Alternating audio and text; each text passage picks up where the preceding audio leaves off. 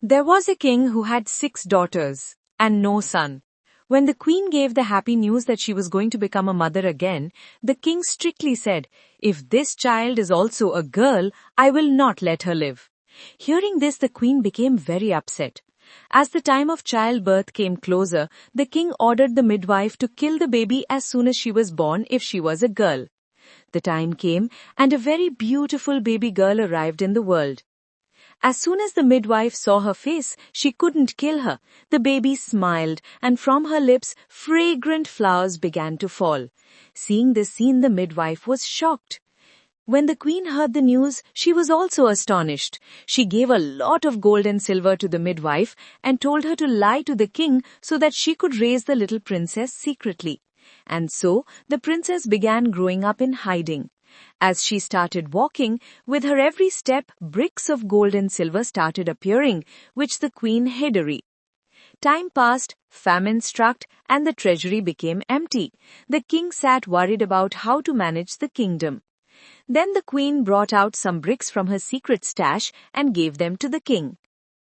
The king was surprised and asked the reason.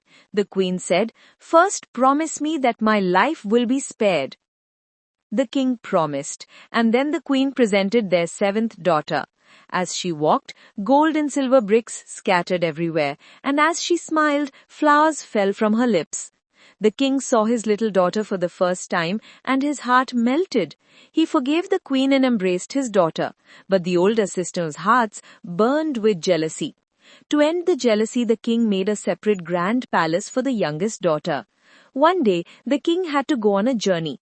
He asked his daughters what gifts they would like on his return. The youngest princess was lost in her prayers. She told her maid to tell the king patience. The maid thought it was a thing called patience. When the king returned, he brought gifts for the other daughters and gave a box to the youngest, saying, "This is patience."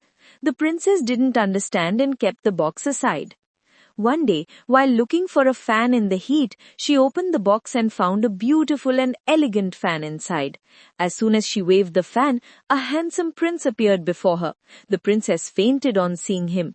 The prince revived her and said, "Whenever you wave this fan, I shall appear, and when you wish, I will return to my land." So the two began spending days and nights together. The older sisters found out and became even more jealous. They pretended to be friendly and tried to find out the secret of the prince from her. One day they said, "We've prepared a soft bed for your guest," but they had secretly placed glass shards on it. The youngest sister trusted them and waved the fan to summon the prince. As soon as he lay on the bed, the glass pieces pricked his body. The prince was drenched in blood. Panicking, the princess waved the fan and sent him back to his kingdom. Days passed, but the prince did not return. The princess cried and kept waving the fan, but there was no response. Finally, she resolved that she would go to the prince's land herself. She put on boy's clothing and set off on her journey. She wandered through forests. One day, while resting under a tree, she heard a parrot and a myna talking. The myna said, "The real cure is in the broth made from the giant wild pigeon whose size is as big as a human and whose eyes are blue. If broth from that pigeon is prepared and given to the prince to drink, all his wounds will heal." Hearing this, the princess decided to find that pigeon. After wandering through forests and valleys for several days, she reached a dense tree where indeed a giant pigeon was sitting. Its size was equal to a human and its eyes glowed with blue light. The princess carefully laid a trap and sprinkled grains. When the pigeon came into the trap, she caught it. She brought it back and prepared broth from it. The soup's aroma spread throughout the palace. When she reached the prince, the courtiers were astonished to see such a gracious young healer. The princess had covered her face so as not to be recognized.